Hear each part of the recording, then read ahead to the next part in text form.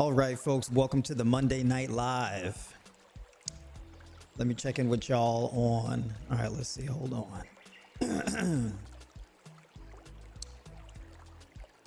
Jay, what's going on? Welcome to the stream. I'm getting started a little on time today. You know, we're getting started a little ahead of time. Not on time, but a little ahead of time. Try to give a few minutes for people to pile in. All right, let's see what we got going on over on the gram. What's going on, folks in the gram piling in? Here we go. Hold on, let me get sorted here. There's a big gap in between there.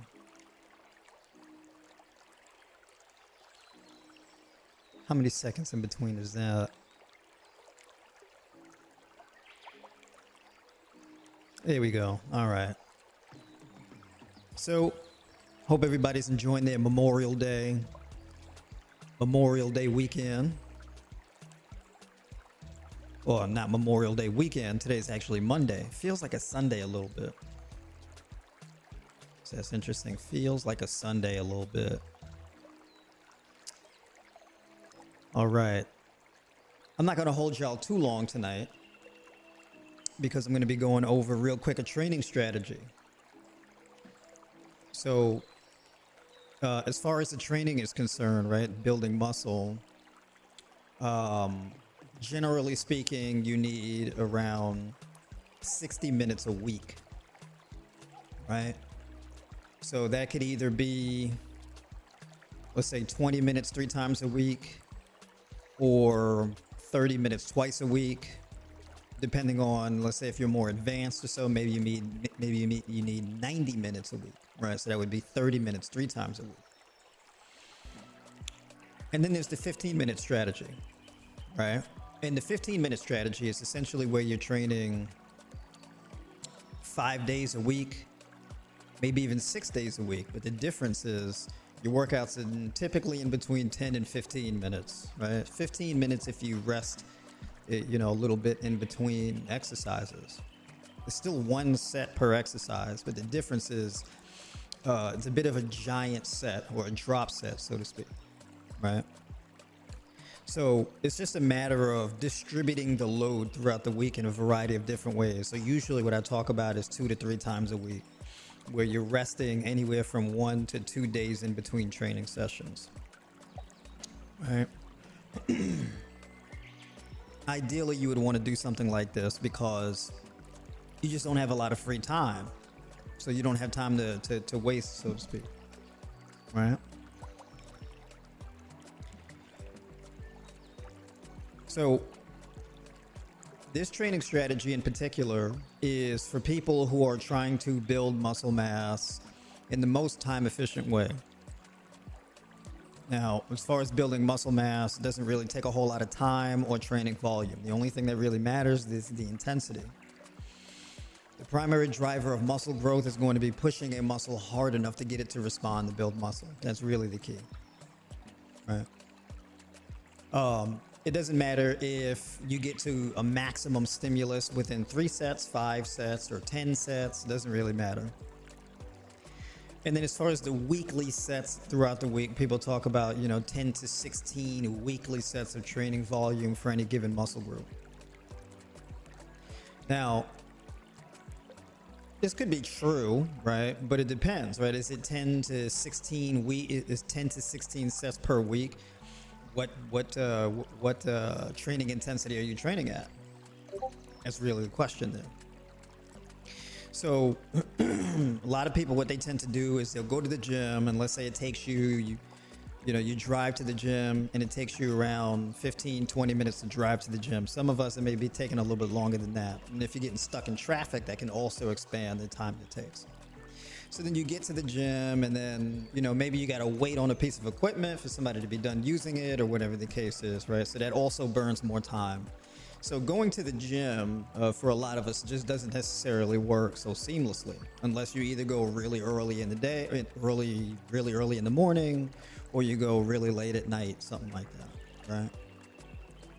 But the schedule these days are tight, right? We work long hours. Some of us have kids. We run businesses. We travel frequently, all this kind of stuff. So logistically, all of this 10 to 16 sets a week kind of deal and training in the gym 4 or 5 hours a week or something like that is pretty untenable, right? For a great number of us. And the factor is, well, can I train 10 or 15 minutes a day and be able to reach a maximum muscle stimulus within that time frame? Will I be able to train effectively within that time frame and go on about my business? So when people train for an hour in the gym, they're doing all kind of things, right? They're doing warm-ups and cool downs and stretching and this and that, and that's fine, right? If you want to do that. In specific, though, what I'm talking about is just straight up, just I want to maximize muscle stimulation and growth, and I want to do that in the most efficient way possible. In comes resistance bands, which is quite possibly like my second most favorite training modality. Might even be my first, to be quite honest. It's tied in between the barbell and resistance bands, but I think resistance bands beats out the barbell for the sake of just convenience, right? So in particular, you don't really need a whole lot of a warm-up to train with resistance bands, and the reason why is because it's already easy on the joints. When people do warm-ups, it's mainly because they need to warm up your joints, right? You go into the gym and let's say you're gonna squat or something, you gotta warm up your knees or something like that before you start putting a whole bunch of weight on the bar, that kind of thing. With resistance bands, the load increases as you move through the range of motion, right? It's this dynamic load. So the load increases as your muscle gets into the strongest position. And then the load decreases as the muscle gets into its weakest position, which is the most lengthened position, right? So it's really good for injury prevention as it is. Now, for me, genuinely speaking, if you want to train on a consistent basis, like I tell people, you can train 30 minutes 2 to 3 times a week, and they go, I like to train pretty frequently, it's just a part of my routine. So if that's the case, you may want to train 10 to 15 minutes per day.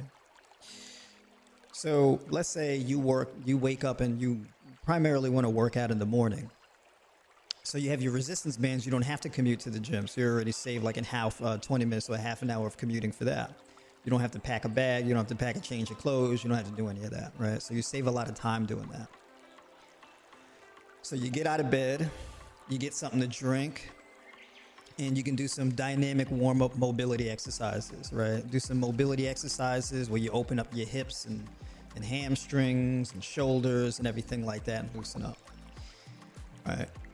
That would particularly take you anywhere from 5 to 10 minutes or so moving through your daily mobility exercises. And mobility exercises you should be doing on a daily basis anyway.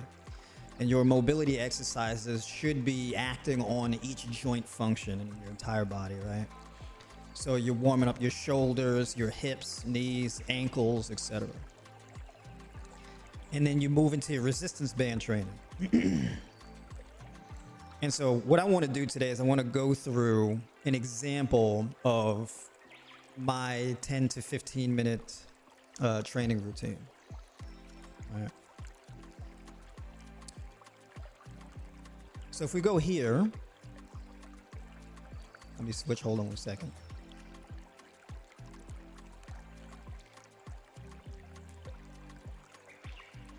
All right, so let me line up here. Just give me a second.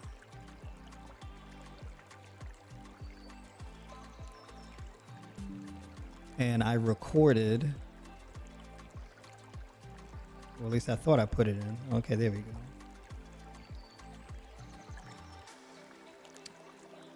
So essentially, I start off with the heaviest resistance band that I can do, right?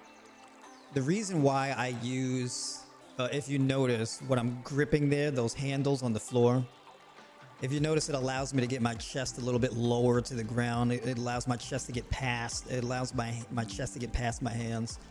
So I get more of a stretch on the muscle. So slow and controlled movements, I come down real slow and come up much quicker and in more of an explosive fashion. And then right after that, switching down to the next band. So this is basically like a drop set, right? So what I'm doing is I'm applying a significant amount of stress to the chest with that first green band and going through maximum muscle stimulation doing that, and then dropping down to the purple band once I reach failure, right? So reaching momentary failure, that's really the goal there. That, and then I'm pretty much maxing out, so you can see I fought through that last rep. And then dropping down to the next one.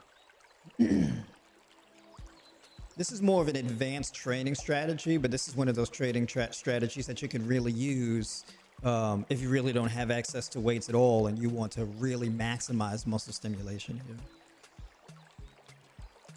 here. Right? In each drop set, basically going till failure through a full range of motion. So I'm not doing any sloppy movements here. I'm not speeding through the reps or anything like that. The only thing that really matters is the rep quality. And you see that black band, I wasn't really able to get much more reps with the black band, right? And then of course, dipping down to the final band, right, with that red band. So it's green, purple, black, and then finally red. And then cranking out as many reps as I can with the band here. Right. So this whole thing this took me 2 minutes and change to really work through all of this. Right, so imagine 4 sets in, let's say 2.5 minutes, in under 3 minutes. Right. So just to run that back, nice and explosive, slow lowering, real good stretch in the bottom, boom, explosive. Right. Uh-oh. It's glitching out on my stream on YouTube. Uh-oh. Look at that.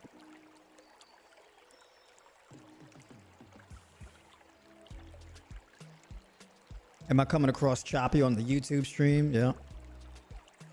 The Instagram stream seems to be holding up nice. I don't know, the YouTube is a little dicey. So basically the reason why I like doing it this way in general though, let's say if you're traveling, you're away from home, you don't really have access to your door anchor or things like that, you're packing light, you're just bringing your bands, right? So you can get a full chest workout just by doing that, right? So the next would be the upright row. Let me move this up.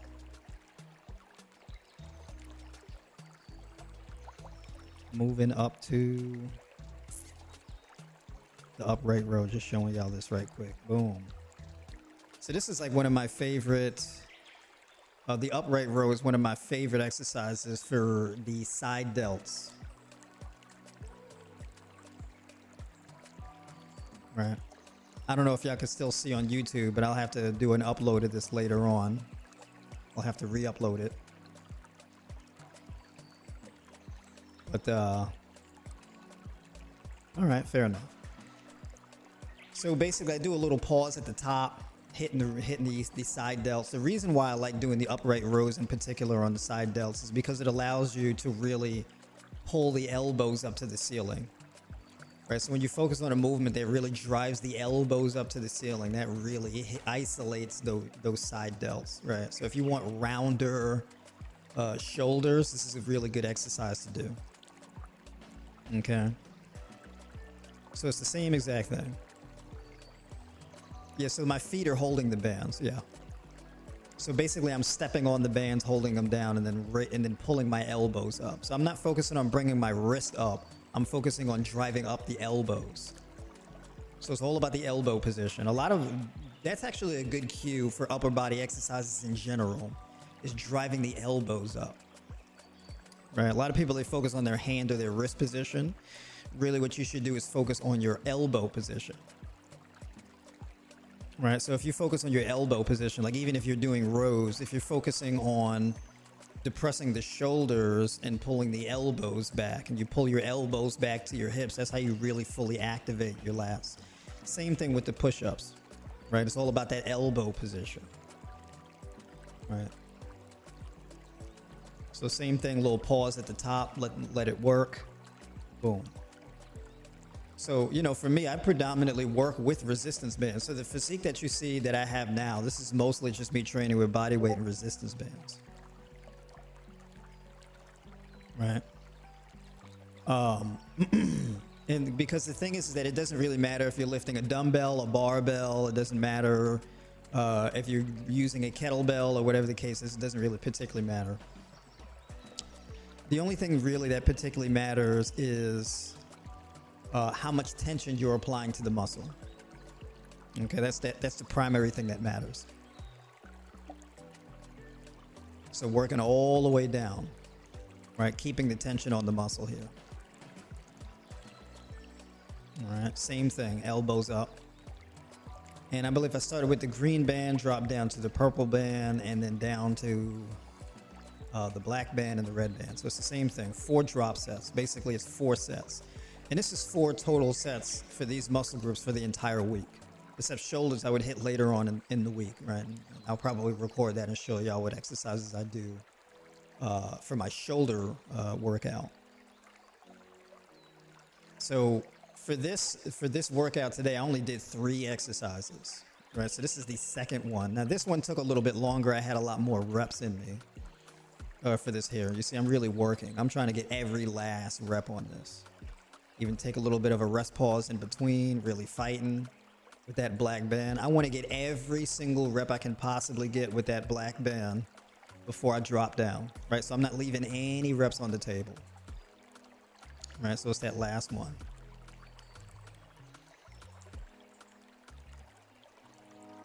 And then finally going through the red one. So just moving straight through, not really taking much rest time in between sets. Really just trying to fully activate. And so basically, typically the recommendation is that any training set where you're focused on muscle growth, that set should last for roughly 45 seconds, right? This set is well over 2 minutes. So pretty much I'm feeling every single muscle fiber inside those side delts. Okay. No sloppy reps, no jerking or nothing like that. Same form throughout the whole entire time. Right, so even that red band, and the red band is only really like 15 pounds of resistance that it gives you, right? But my side delts are so fried at this point that even that, it's a fight. Right? This is what I mean by effort. If you want your muscle to grow, you need effort. That is the one determining factor, is how much effort you put in.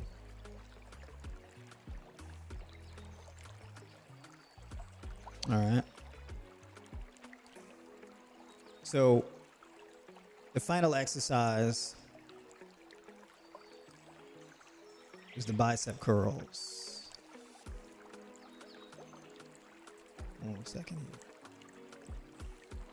Let me pull that up. Boom. Same exact thing, starting with the green band. And I didn't even need any extra bands on this to do this. Now, the interesting thing with gripping the bands this way. Oh, hold on 1 second. I gotta switch. Do I gotta switch it over? No, it's okay. There's a lag there. So with this, what I'm doing is when I'm doing the bicep curls on this band, I'm actively rotating my thumb outward. Right, so I'm pulling the bands apart and rotating. So I'm actually getting more resistance on my bicep by rotating my wrist. Right, so rotating the wrist in and of itself is going to activate the biceps. So your biceps do 2 things. Your bicep predominantly flexes the elbow. It flexes the elbow here, but it also rotates the wrist in a supinated position. Right, so you'll notice you'll feel more of a bicep contraction when you rotate your wrist. Okay, so it's those 2 joint actions there. So it's the same thing here, working all the way down. So this one workout is just 15 minutes. Real simple and easy.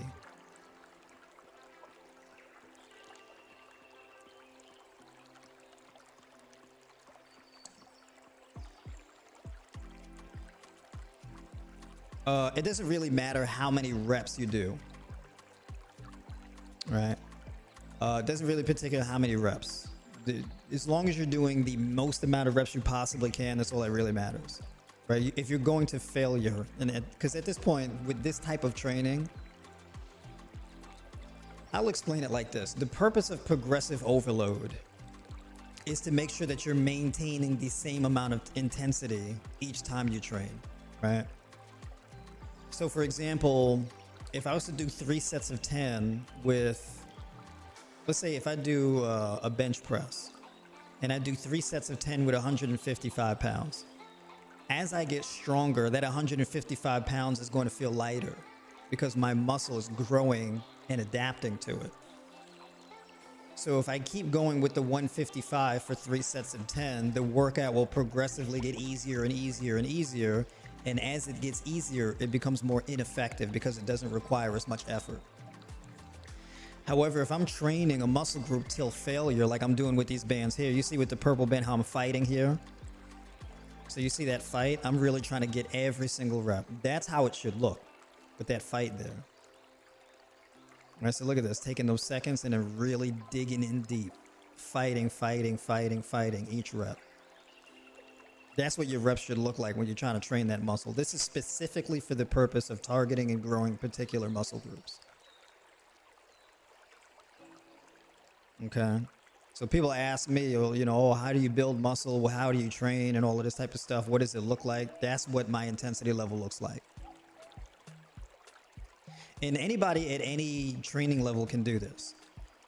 But you have to work, right? You have to really work that muscle and get every single rep you can possibly get. This is the intensity is the thing that really matters here, right? So you'll feel that burn and you got to really fight through that burn and really push through it. Because that black band that I'm using right now, normally that feels real easy, but this right here, you see how I got to really fight. This is maximum effort. This is what causes muscle to grow.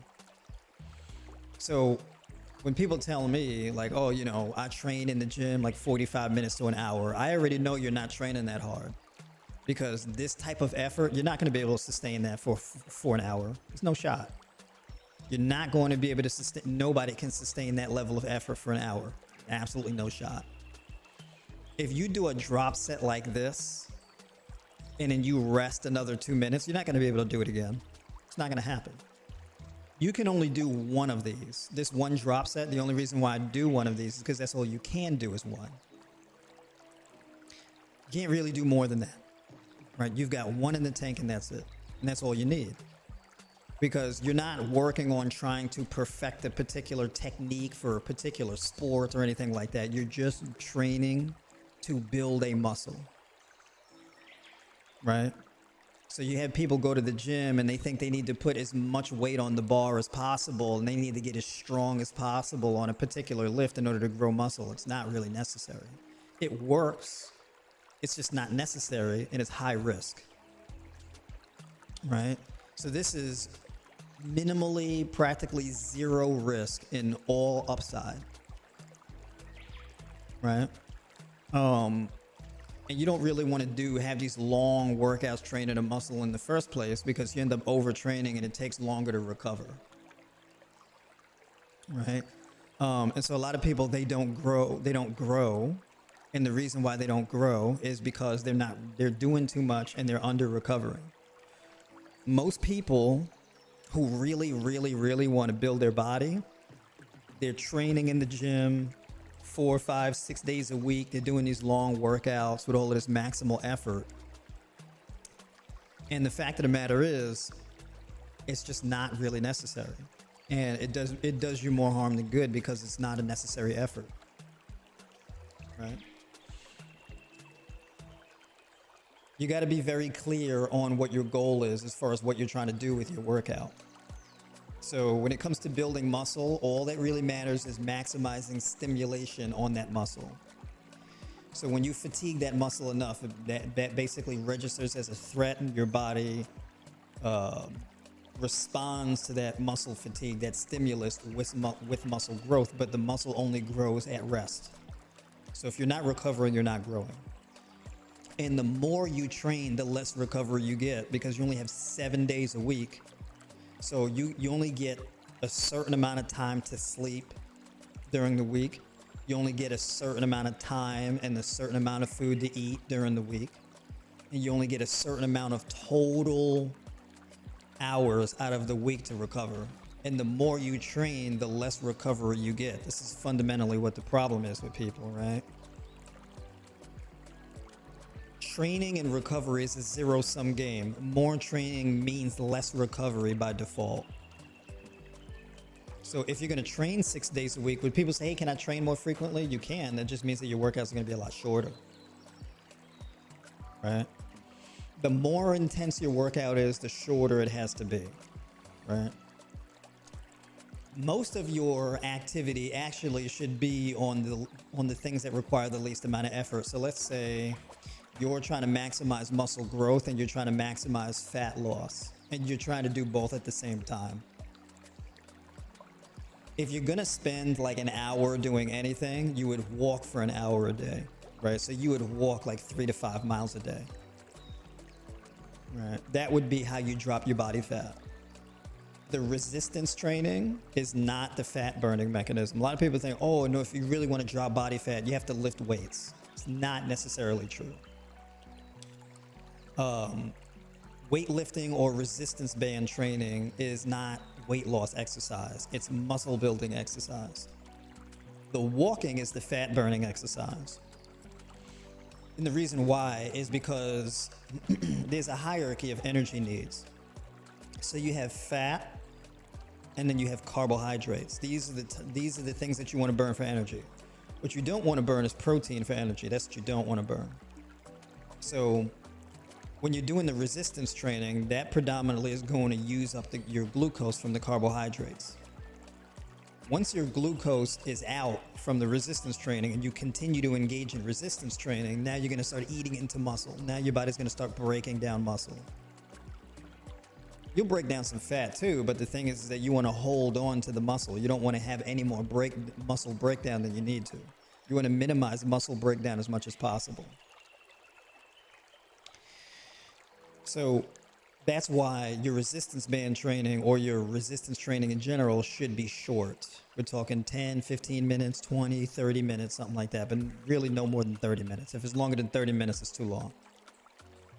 I have a lot of fitness people who would disagree with me on that, and I'm like, look, that's fine, but I mean, this is just how it is, right? This is already biologically verified. You have a finite amount of glucose that your body can tap into. Now, as far as fat metabolism is this latent response. If you're out of breath, you're not burning fat, because it takes a lot of oxygen to burn fat. So the more intense the exercise is, the less fat burning you're doing, and you have to rely on glycogen to use for energy. You have to use sugar for energy. So fat is an aerobic energy source, and then carbohydrates are an anaerobic energy source. Right? So your body is predominantly going to use sugar from carbohydrates as your primary source of energy, especially when there's a lack of oxygen available, right? Whereas with walking, well, you're not out of breath. You can walk and talk and have a full-blown conversation and be fine. So your body would actually burn mostly body fat doing that.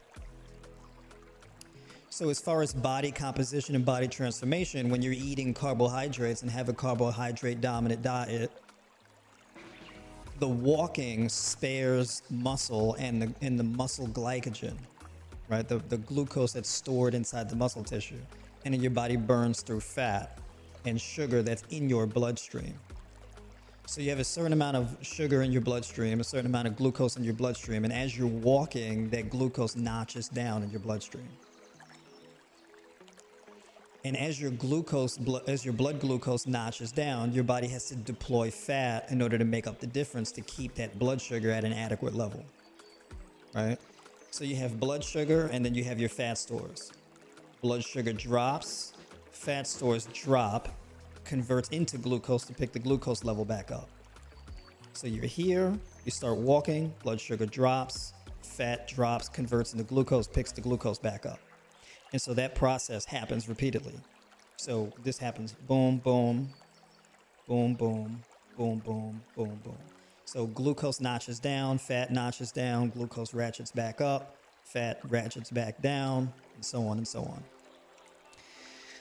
And so basically, when you have an abundance of oxygen on your walk, your body is eating through fat, converting that into glucose.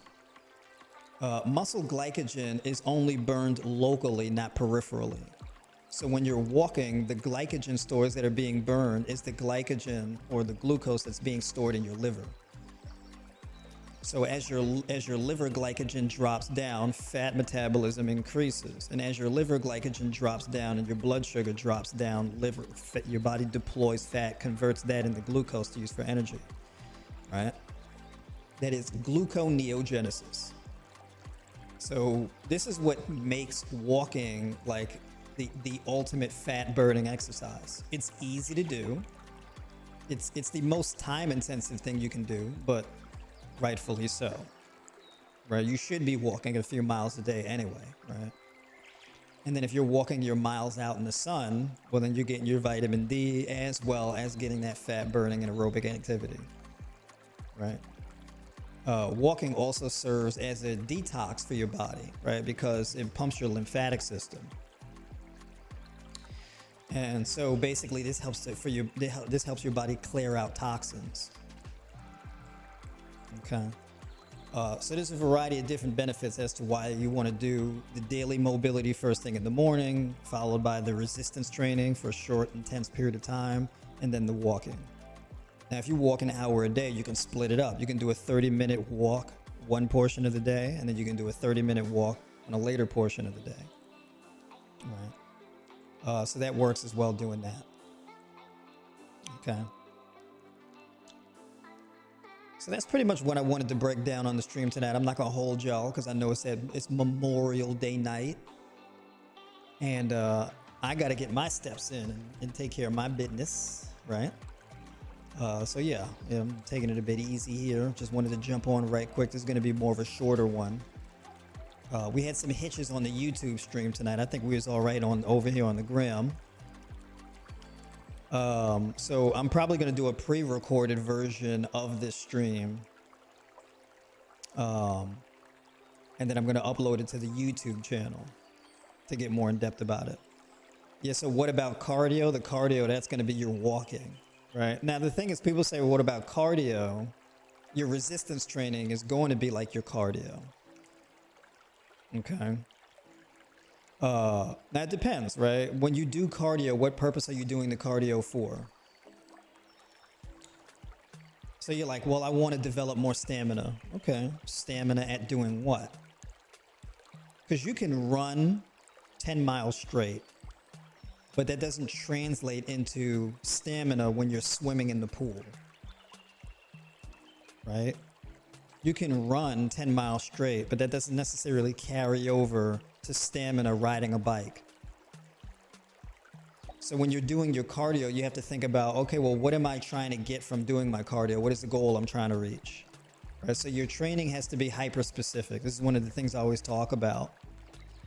If you're trying to build muscle, you want to do the primary thing that's going to be geared towards building muscle. If you want to gain strength, you want to do the key thing that's geared towards building strength. And then what type of strength are you trying to build? So a great example of this is, let's say, you can have somebody who they got a really strong back squat, they got a really strong barbell bench press, and a really strong deadlift, but that doesn't carry over to strength in other things. Let's say doing muscle ups or body weight calisthenic stuff, right? That doesn't translate over to sprinting or any, that doesn't translate into Atlas stone lifts or whatever the case is, or farmer's carries. It's a particular thing. So when you say, I want to train to build more strength, it's like, well, you want to get stronger at doing what?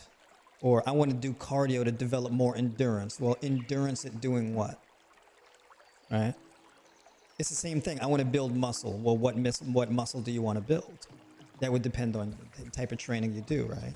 I want to grow a bigger chest, or I want to grow bigger glutes, or I want to, bring up my hamstrings, or whatever the case is. And to be hyper specific in your training strategy, right? Because if you want to create like a body transformation, then you have to have that specificity, because you don't want to be pouring a whole lot of effort into things that's not going to yield you back the most return, that is the most in line with what you're trying to achieve,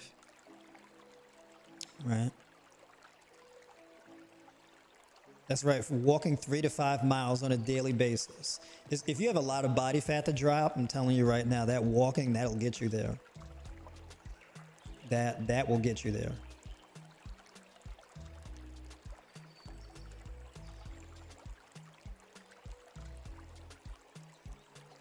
That's right. Let me check in with y'all in the YouTube comments. Do you have to eat your first meal before your morning workout? I typically don't eat before I work out. I eat after I work out. That's usually what I do. So I train in the mornings and then I eat afterwards. I don't like to eat and then go train. I don't really particularly like how that feels on my stomach. I can do it, but I prefer not to. Yeah, so that's the thing. I generally don't do that. Plus, I like my first meal to be a fairly heavy meal. You know what I mean? So really packing in the bananas or the grapes or watermelon or whatever the case is.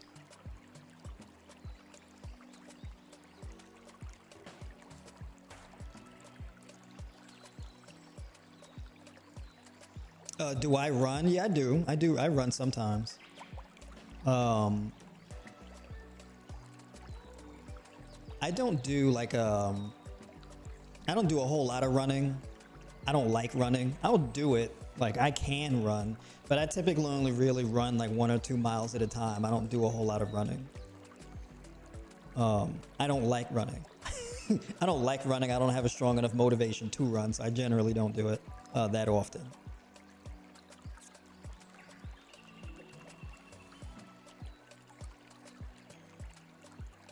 Have I tried Rise mushroom coffee? No, not really. My thing is I like to do matcha in the morning. That's my jam. I've been doing matcha tea like every morning. That's my primary thing in the morning. Matcha, for anybody who doesn't know, matcha is a type of green tea.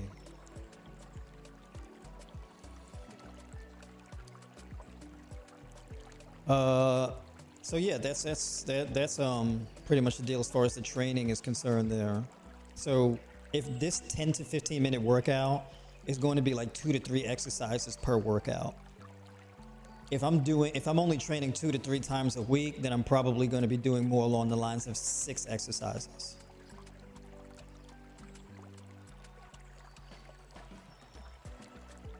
No, I don't sweeten my tea. No, I don't sweeten my tea.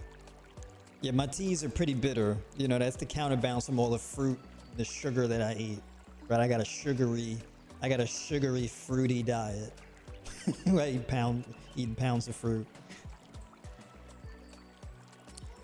Do I recommend any green powders for training for minerals or etc.? Not particularly. No. A good pre-workout though, if you wanted to do, you could do 9 grams of citrulline malate and 3 grams of beta-alanine. That's a really good pre-workout if you wanted to do that. Or you can do 9 grams of citrulline malate and 2 grams of taurine. Right, so those are non-caffeinated, non-stimulant pre-workouts.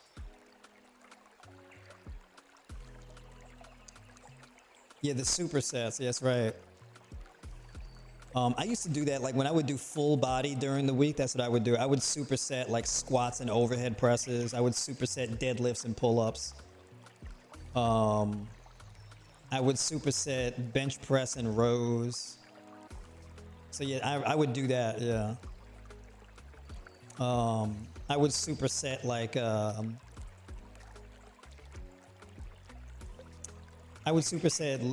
hamstring curls and leg extensions. Yeah. And I would superset what was that I would do? Yeah, those are the main supersets that I would do at one point. For women, waist training for stomach strength. Vacuums. So strengthening your transverse abdominis. So basically that's where, you suck in your abs and lift your thoracic spine up. So you lift your chest up while sucking in your abs. So sucking in and bracing your abs. That's a really good actual abdominal exercise too. A lot of like pro female bodybuilders do like these vacuum poses for to get like a smaller waist and that kind of thing. I mean, your waist size is predominantly going to be dictated by the amount of body fat that you have on your waist. So that's more of a body fat thing, but the vacuums actually do help if you want like an exaggeratedly really lean, like small waist. Raw vegan advice for breastfeeding mamas. Yeah, make sure that you eat in abundance. Coconut milk is a good thing to implement in your diet. Coconut yogurt. Yeah, I mean, just eat in abundance. Avocado, walnuts, pumpkin seed kernels, pistachios, plenty of leafy greens, mango, watermelon, all that kind of stuff. Really eat in abundance.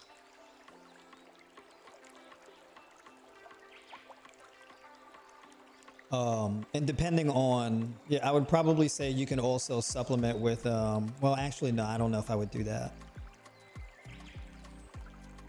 Yeah, never mind. I was gonna say supplement with B12, but I don't think I don't necessarily think you should do that while breastfeeding. I would have to do more research on that though before I really speak on that particularly. Because people do when they supplement with B12, it's a really excessive amount. You honestly don't need that much. However, depending on how much sun exposure you're getting, you may want to supplement with vitamin D3. But I would rather you get the sun exposure though. So get like around 15 to 30 minutes of sun exposure a day.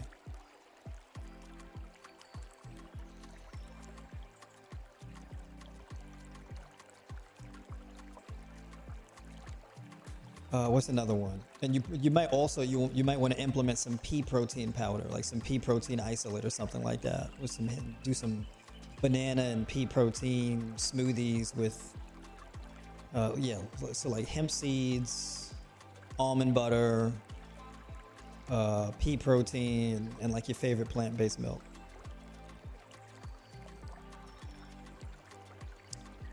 Gummy probiotics. Probiotics in general. I don't know about gummy probiotics. But yeah, probiotic supplements are a good idea. Or implementing like coconut yogurt, kimchi, or sauerkraut. Things like that in your diet. Yeah. That's phenomenal stuff.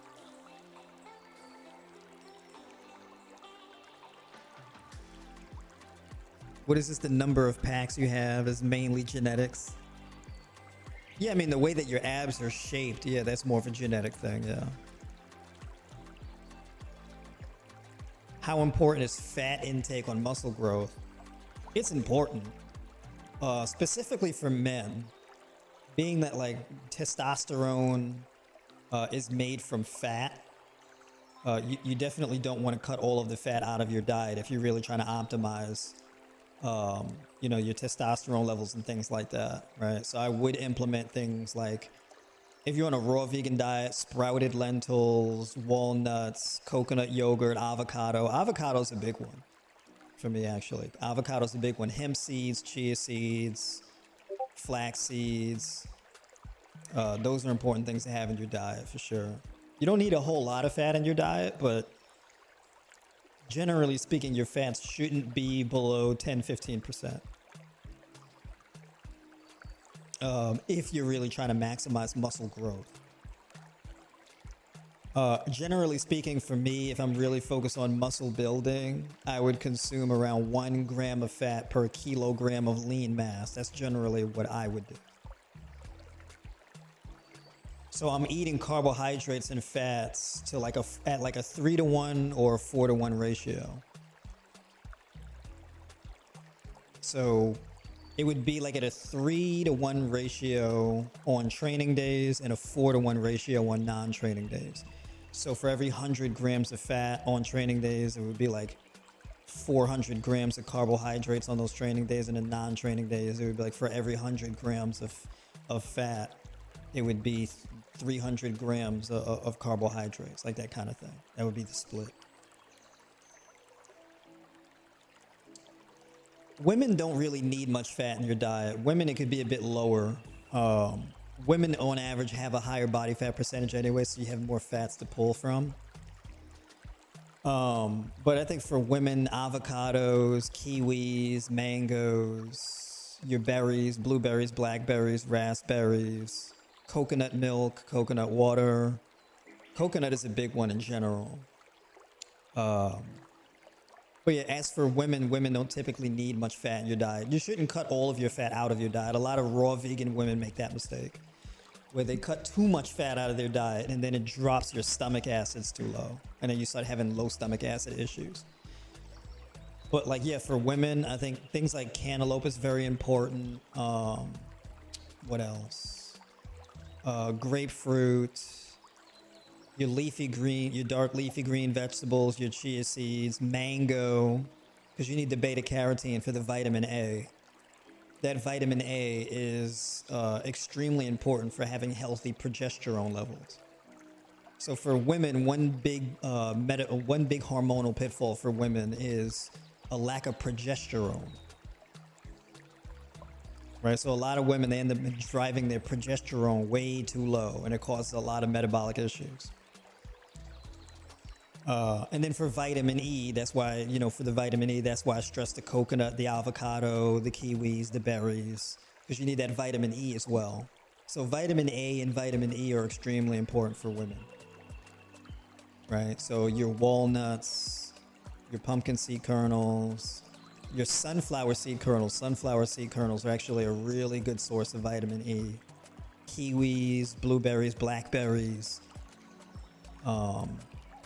and then, you get your arugula, your Swiss chard, your romaine lettuce, your spring mix kale, things like that. But yeah, definitely, you don't need your fats to be super high, but you don't want to cut them out entirely. How do you find out your muscle mass? Well, your muscle mass is generally, if you really want to know the most accurate number for your muscle mass, you would do a DEXA scan. And that's how you would find out what your skeletal muscle weight is. But basically, when I calculate macros, for me in particular, I calculate it according to lean mass overall.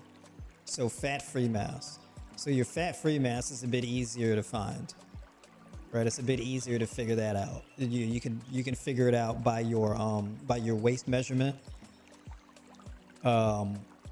Generally as a man, your waist measurement should be around. It should be anywhere from a 30 to a 34, and then if they're like over 6 feet tall, it should be around a 32 to like a 34. 36 is kind of pushing it. Women waist size is going to be a lot smaller. Generally speaking, a woman's waist size should be anywhere from like a 26 to a 34, something like that. So your circumference measurements tells you a lot about your body composition. Right, in order to figure out your body fat percentage. As a man, if you only see like 2 abs, like your upper 2 abs, you're probably around 14 to 16% body fat. If you can see 4 abs, you're more along the lines of 10 to 12%. And then if you see a full 6-pack, you're anywhere from 8% and below. That's a general recommendation for your average person as far as figuring out what that is.